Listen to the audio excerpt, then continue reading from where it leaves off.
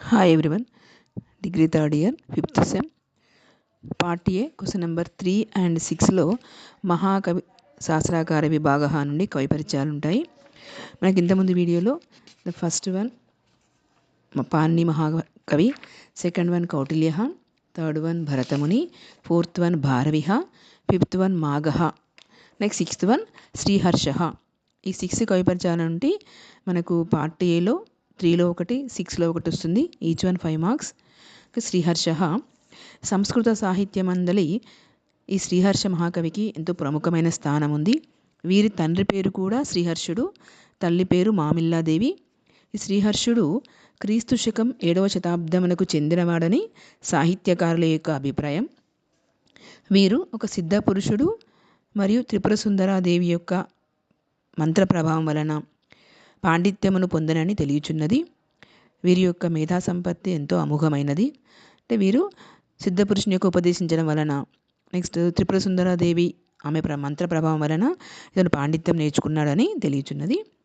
శ్రీహర్షుడు నైషధ మహాకావ్యం మరియు ఖండఖండనాద్యం అనే కావ్యమును రచించెను.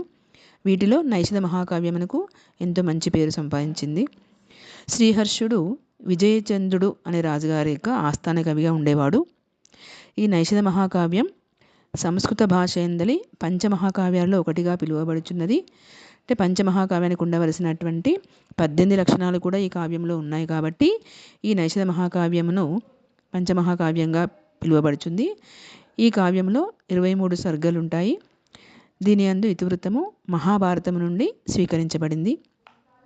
ఈ కావ్యములో నిషధ రాజ్య మహారాజైన నలచక్రవర్తి యొక్క చరితము వర్ణించబడింది. ముఖ్యంగా నలదమయంతుల యొక్క ప్రేమ వ్యవహారము దీని యందు మనోహరంగా వర్ణించబడింది. తెలుగులో రాయొచ్చు, ఇంగ్లీష్లో రాయొచ్చు. శ్రీహర్షస్ name stands next only to Kalidasa and Bharavi. His father's name was also Sriharsha. His mother was Mamilla Devi. The historians opined that he was belonged to 7th century BC. It is said that Sriharsha became great scholar with the influence of Tripurasundara Devi, who was motivated by a Siddha Purusha. Sriharsha wrote 2 kavyas, namely Naishadha Mahakavyam and Kandakandanadyayam. The work Naishadha is very famous in Sanskrit literature. He was one of the plot in the court of the king Vijayachandra.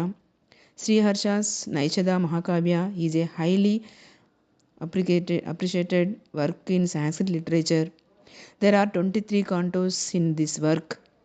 This book is considered as one of the 5 Mahakavyas in Sanskrit. The plot of the story was taken from the Mahabharata. ఈ విధంగా శ్రీహర్ష గురించి ఇంగ్లీష్లో రాయొచ్చు, తెలుగులో రాయొచ్చు. ఇది 5 marks మనకు part ఏలో.